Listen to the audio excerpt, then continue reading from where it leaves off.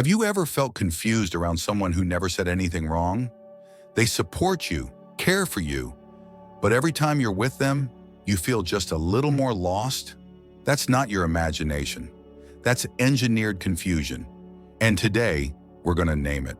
There are people who don't use fists, threats, or chaos to harm you. Instead, they smile when you're vulnerable, encourage your worst choices, and comfort you just enough to stay close while your sense of self quietly erodes. You find yourself questioning your decisions, second-guessing your instincts, shrinking your voice, not because someone told you to, but because someone gently trained you to doubt what you once trusted. That's not love. That's cognitive sabotage with a human face. What makes these people so dangerous is their subtlety. They don't arrive as villains. They arrive as everything you've ever needed: kindness, relief, attention. But over time, your energy is never quite yours. Your clarity feels borrowed. You sleep, but you never rest. And slowly, your mind becomes colored by a fog you can't name, until it's too familiar to fear. This episode isn't about fear, it's about clarity. Because the truth is, not every good listener has good intentions. Some were sent to keep you small, obedient, and unsure. Because the weaker you become, the more they feel safe. In the next few minutes, I'll walk you through 5 signs that someone in your life wasn't just a wrong turn. They were a silent takedown, and I'll show you how to reclaim your peace using the quiet power of Stoic philosophy. Let's begin. You don't always notice when it starts. It's not loud. It's not cruel. It's a subtle shift, like trying to remember the exact moment the room went cold. One day you were laughing, dreaming, trusting your instincts, and the next you were second-guessing every step, checking your tone, over-explaining your thoughts to someone who never quite said you were wrong, but always made you feel not right. That's the worst kind of manipulation, the kind that doesn't need to shout to control, the kind that feels like connection but functions like a trap. These people aren't always monsters. Sometimes they're family, a friend you've known for years, a partner who just wants the best for you. They show up with advice, concern, and open arms, but their presence leaves your mind fogged. Not because they take up space, but because they subtly claim authority over your perception. You feel watched even when you're alone, judged even when no one says a word. And the silence that follows your intuition, that's not your growth. That's your clarity under siege. You tell yourself you're overthinking, that maybe you're being too sensitive. After all, they're not abusive, right? They haven't done anything. But that's how presence distortion works. It doesn't push. It persuades. It leaks into your decisions, then calls it support. It makes you edit your sentences mid-conversation. It turns your boundaries into apologies. Slowly, your life stops being yours. It becomes an emotional contract you never signed, but somehow keep paying for. And here's the brutal truth. People like this are often rewarded in our culture. They're praised for being good communicators, for being so understanding. But what they actually are blueprint extractors. They study what calms you, what scares you, what earns your trust. And then they build a version of themselves that you let in, only to dismantle you from the inside. These are not people who walk into your life with chaos. They walk in with curiosity, and that's what makes them dangerous. The Stoics warned us long ago. Guard your perception like a fortress. Marcus Aurelius said, "You have power over your mind, not outside events. Realize this, and you will find strength." But most of us hand over that power, not in fear, but in comfort. We call it connection. We call it care. And we don't realize what we've surrendered until we're drowning in doubt that doesn't feel like ours. If that hits somewhere deep, stay with me. Because in the next few minutes, you'll see exactly how they get in, and more importantly, how to quietly, calmly, and unapologetically walk them out. They laugh with you when you make a bad decision. They cheer when you break a promise to yourself, and they call it support. But it isn't. It's sabotage wrapped in a smile. That's the first sign you need to see clearly. When someone praises what weakens you, they are not celebrating you. They're keeping you stuck. Maybe it's the friend who always says, "You've earned it," every time you try to quit something destructive. Or the one who hands you a drink after you've said no, joking that you're no fun anymore. Maybe it's someone who smiles a little too wide when you fall off track. They don't say it out loud, but their energy says, "You're easier to love when you're a little broken." These aren't random moments. They're patterns. Patterns that feed off your regression because your progress threatens their comfort. There's a quiet manipulation at play here, something the Stoics would call a distortion of moral clarity. Seneca once wrote, "It is not that we have a short time to live, but that we waste much of it." People who praise your weakness help you waste time in the name of pleasure, in the name of being yourself, in the name of freedom. But there is no freedom in cycles, only repetition, only erosion. These people often appear when you're trying to grow, when you finally set a boundary, when you finally say no to something that's been draining you for years, and suddenly here they come, complimenting the old version of you, the one who tolerated too much, drank too much, gave too much. It's subtle, but it's strategic, because your growth disrupts their ecosystem. Your evolution shines a light on their stagnation. And if they can't grow with you, they'll try to keep you where they're still comfortable. This is where the manipulation gets more complex. They won't oppose you directly. They'll weaponize nostalgia. Remember when we used to just go out and not worry about anything? They'll turn your growth into a loss, your discipline into a betrayal. They'll make you feel guilty for evolving, and in doing so, they make your transformation feel like abandonment.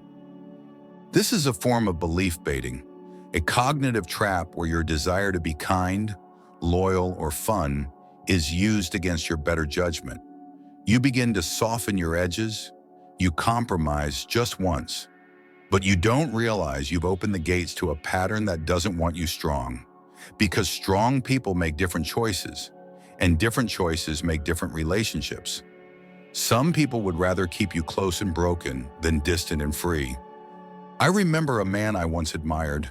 Let's call him Michael. He was magnetic. People gravitated toward him because he made everyone feel seen. He was also reckless. And when I tried to pull away from the lifestyle we shared, drinking, distractions, late nights, he noticed. At first, he laughed it off. "You've changed," he said. Then came the praise. "But you're still you. You're still fun. You'll come around."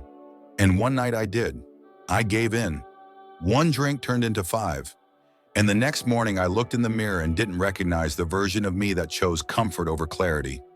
That's when I realized he didn't need me strong. He needed me predictable. Because my strength would have required him to face his own weakness. And that's what people who praise your pain will never tell you. They're not rooting for you. They're preserving the version of you that doesn't challenge them. The Stoic response here isn't rage, it's recognition. Epictetus said, "The key is to keep company only with people who uplift you, whose presence calls forth your best." That doesn't mean you cut everyone off the moment they don't applaud your growth. But it does mean you observe. You note who cheers when you regress and who celebrates when you rise. You listen for the praise that pulls you backward, and you learn to say no, even when it's dressed as loyalty. So how do you protect yourself from this kind of sabotage? You get quiet, you watch. When someone compliments your worst habits, don't just smile. Ask yourself, what part of them benefits from me staying this way? You begin to recognize emotional misdirection for what it is, and you build a wall, not of resentment, but of standards. This isn't about paranoia, it's about sovereignty. It's about remembering that not all applause is encouragement. Some of it is camouflage. And you'll know the difference by how it feels in your body. One leaves you clear, the other leaves you fogged. So ask yourself, who in your life claps when you fall? Who jokes when you break your word to yourself? Who calls your strength boring or your peace selfish? And more importantly, why are they still so close? Because the truth is, if someone only celebrates the version of you that's shrinking, you don't need their cheers. You need distance. It starts with a kind tone, a gentle correction, a question that makes you pause, then doubt, then fold. They don't yell, they don't insult, they simply reframe your truth until it's no longer yours. That's the second sign. They hijack your clarity, not with confrontation, but with confusion. And if you're not careful, you'll mistake it for wisdom. These people are rarely obvious. They're articulate, calm, helpful. You might even admire how thoughtful they sound. But listen closely. Their words bend reality by degrees. Not enough to alarm you, just enough to disorient. You tell them someone crossed your boundaries and they reply, "Are you sure you didn't overreact?" You explain why you're finally walking away, and they smile. "I think you're being too emotional. Maybe talk to them again?" They reframe logic as drama, and drama as yours. At first, you'll defend them. They mean well. They're just being honest. But honesty isn't what leaves you spiraling at 2 a.m., wondering if your pain was real. What you're experiencing is a cognitive leak trap, where clarity slowly drains out of you and is replaced with their version of reality. And their version? It always makes them look wise and you look fragile. These manipulators don't want to fight your beliefs. They want to rewire them. They'll bury doubt under layers of mature reasoning. They'll ask questions not to understand you, but to extract influence. Do you think that's really what happened? Why would they treat you that way unless you did something too? What they're doing is bypassing your experience, not denying it, just gently rewriting it. That's not feedback. That's belief baiting. And here's the most dangerous part. The longer you stay, the more you begin to pre-edit yourself around them. You shrink your sentences, you dull your stories, you start leaving out parts of the truth, not to lie, but to survive their scrutiny. They've trained your mind to second-guess itself, and now you do it automatically. That's not growth. That's psychological obedience. I once watched a friend, smart, self-aware, change before my eyes over a single year. She was dating someone who never raised his voice, never called her names, but always had a better version of events. If she expressed discomfort, he responded with logic. If she drew a line, he offered context. Maybe they didn't mean it that way. Maybe you're holding on to things too tightly. The more reasonable he sounded, the less she trusted herself. And that was the point. Her intuition wasn't defeated, it was overwritten. Marcus Aurelius warned, "The things you think about determine the quality of your mind." And when someone gains control over your thoughts, even by suggestion, they gain influence over your identity. Your standards begin to shift, your clarity gets negotiated, and slowly your confidence is no longer something you own. It's something you borrow, with interest. These people don't want to guide you. They want to install themselves as your compass, the ones you check with before you speak, before you feel, before you decide. And when you begin to feel paralyzed, they step in again, offering advice that sounds balanced but keeps you spinning. This is a narrative override injection, not just manipulation, but a total reset of how you relate to your own mind. The Stoic approach to this isn't to scream, "You're gaslighting me." It's to reclaim ownership over perception. Epictetus said, "We are not disturbed by things, but by the view we take of them." These people want to provide that view. Your job is to protect your lens. Here's how you do it. First, start paying attention to how you feel after talking to them, not during, after. Do you feel clearer or fogged? Do you walk away confident or questioning everything? Second, practice stillness. Don't respond to every correction. Don't defend every choice. Let their silence echo. Often their power lives in your over-explanation. Remove that, and you remove their leverage. Finally, draw mental boundaries. Not every challenge to your view deserves access to your process. You can listen without integrating. You can smile without agreeing. You can walk away without arguing. These are Stoic skills, quiet, internal, powerful. Now pause. Think of someone in your life who always seems to have better logic than you, but never leaves you feeling stronger. Who always wins the conversation, but leaves you doubting the conversation even mattered. That person may not be evil, but their effect on your clarity is no accident. Clarity isn't loud. It doesn't need to convince you. It simply returns again and again when no one else is speaking. And if someone keeps interrupting that clarity with confusion, caution disguised as care, and logic that always points away from your truth, they're not guiding you. They're rewiring you. And that's not a friend. That's a hijacker. They position themselves as the safe space, the one who listens when no one else will, the one who says, "You can always talk to me." But over time, what you share becomes ammunition. What you feel becomes theater. And what you trusted becomes the very thing used to turn people against you. This is the third sign. They divide you and then pretend to heal you. And by the time you realize the fracture, they're already holding the glue. At first, it feels like loyalty. You open up about a friend who hurt you or a partner who let you down. They nod, they listen, they say all the right things. But what you don't see is what happens next. The quiet phone calls, the sideways comments, the subtle shifts in how others start treating you. You think you're healing, but in reality, you're being isolated. Your relationships are being rewired through someone else's filter. These people operate like conversational saboteurs. They never confront directly. They inject doubt through whispers. "I wouldn't say anything, but you should know." It's probably nothing, but they did say this about you. They create tension, then offer to mediate it. They become the center of a drama they carefully orchestrated. And because you remember their comfort, you forget their chaos. This is a trust hack feedback loop. They extract your rawest moments, then distort them just enough to manipulate outcomes. And if you ever confront them, they'll look stunned. "I was only trying to help. I thought you'd want to know."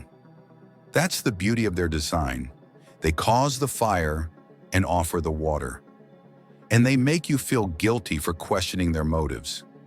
The Stoics taught us to be vigilant not just about what people say, but about how their presence impacts our internal world. Marcus Aurelius warned, "The opinion of 10,000 men is of no value if none of them know anything about the subject." When someone inserts themselves between you and those you love, not to clarify but to control, they are not helping. They are hijacking. I remember watching this unfold in a family I knew well, a cousin who was always in the middle, always the one everyone confided in. At every holiday, she played the role of emotional translator, telling one sibling what the other really meant, softening messages, relaying concerns. At first it seemed noble. She was the glue.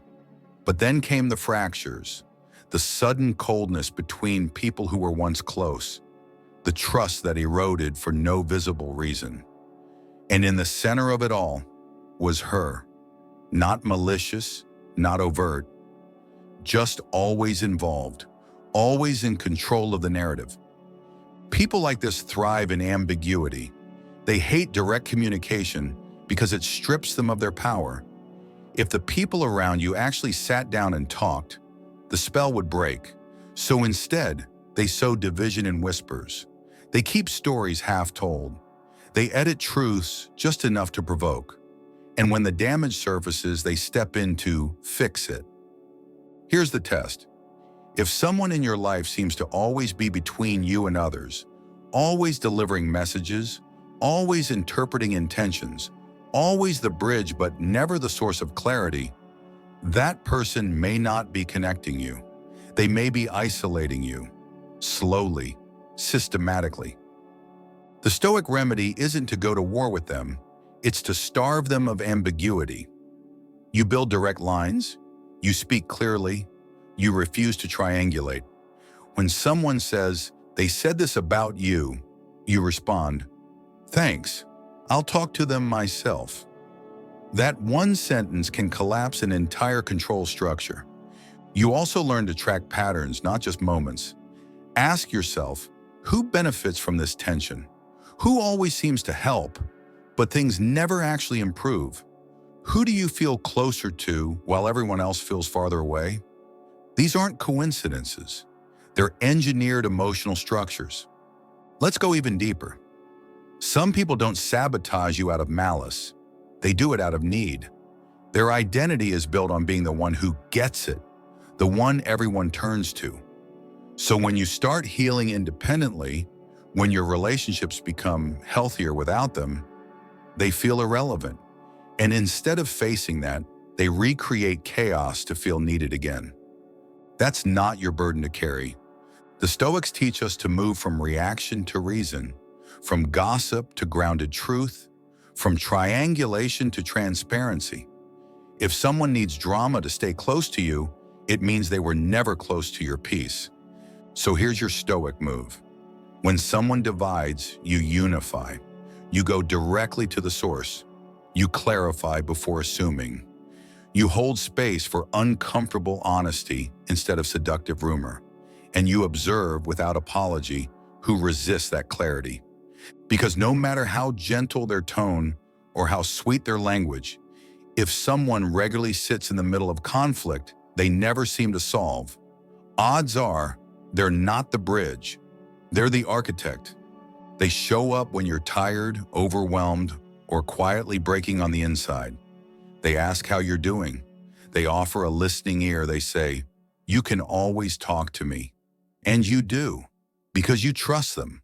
Because in a world that barely listens, they lean in. They remember details. They nod in all the right places. But slowly, almost invisibly, something shifts. You begin to feel worse after talking to them, not better. You start avoiding your own thoughts, not because they're painful, but because you're bracing for how much more painful they'll feel once you share them. This is the fourth sign. They drain you, then call it empathy. And it's one of the hardest to detect because it looks like care. These people don't take your energy by force. They extract it through proximity. You think you're being heard, but you're being harvested. Everything you say becomes a thread they pull tighter. "That must be so hard," they whisper. But it's never followed by space, only by stories about their pain. You find yourself holding their emotions even while you're drowning in your own.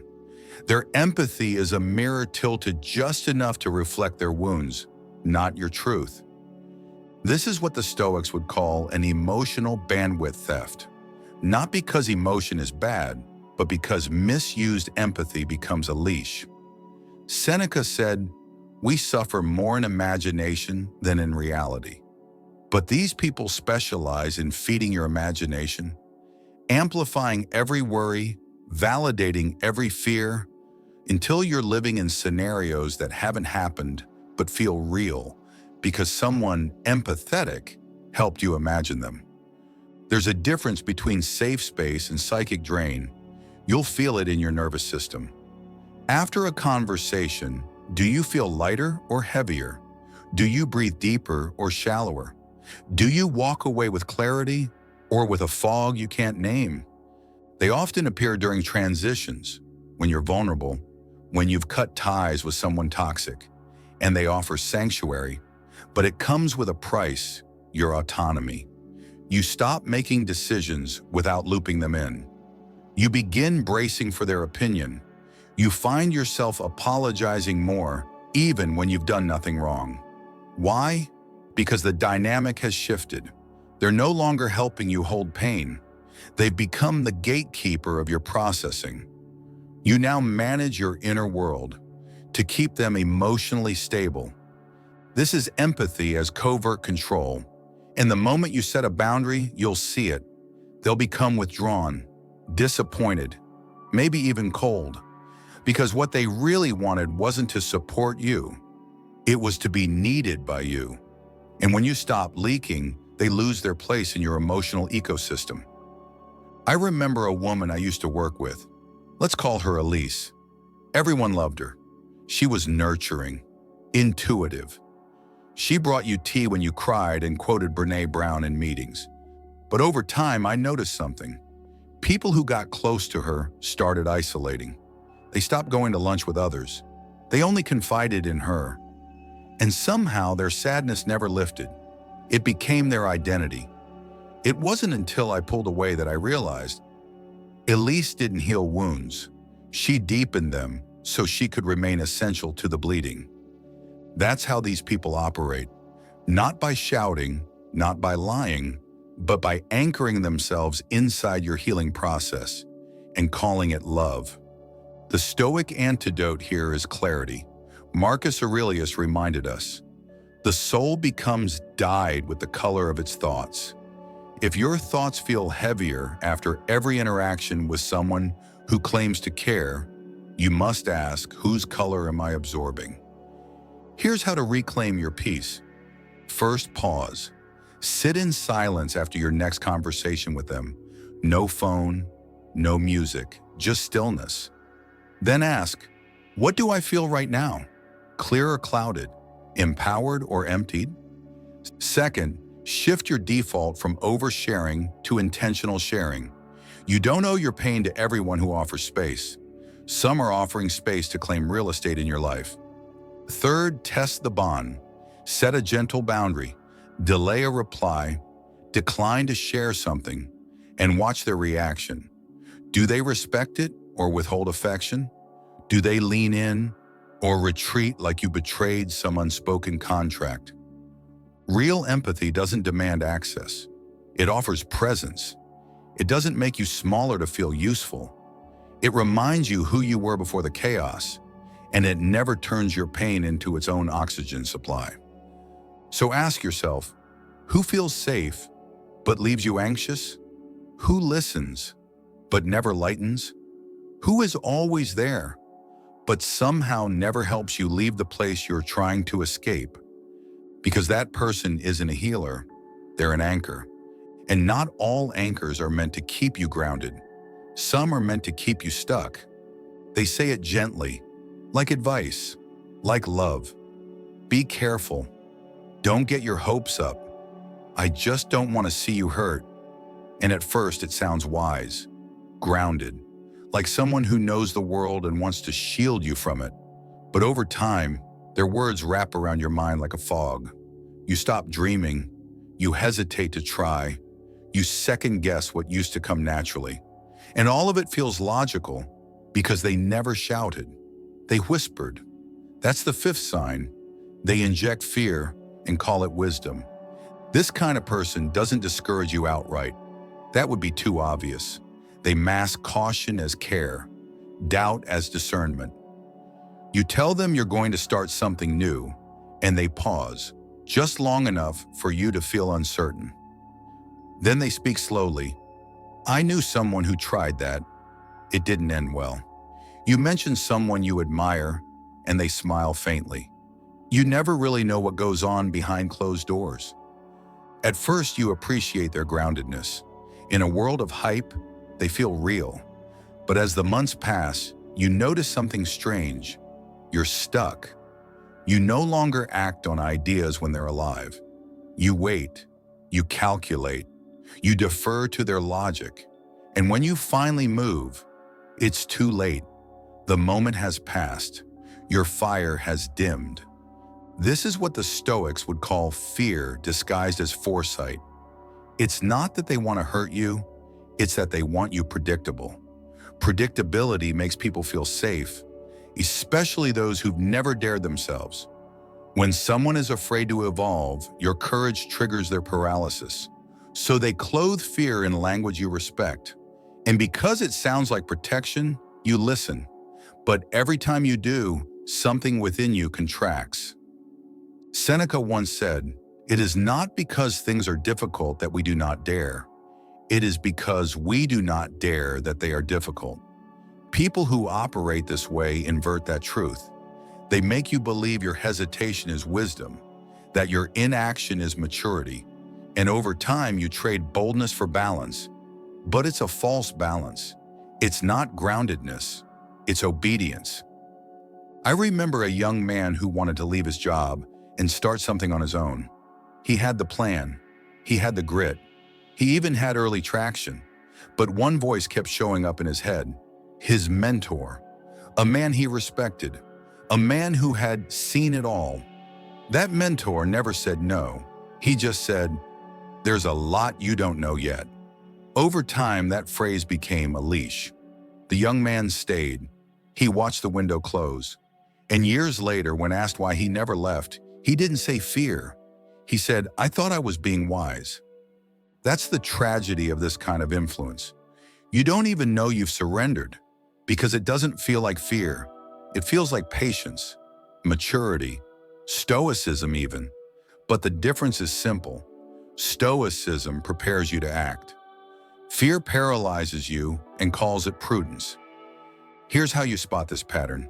Pay attention to who always has a but after your enthusiasm, who always offers a shadow after your light, who only calls something risky when it's about your breakthrough, not theirs. Then pause, ask, do they challenge you to be prepared, or do they gently discourage you from trying at all? Do they offer perspective, or do they subtly question your capability? The Stoic response is not to reject caution, it's to discern its source.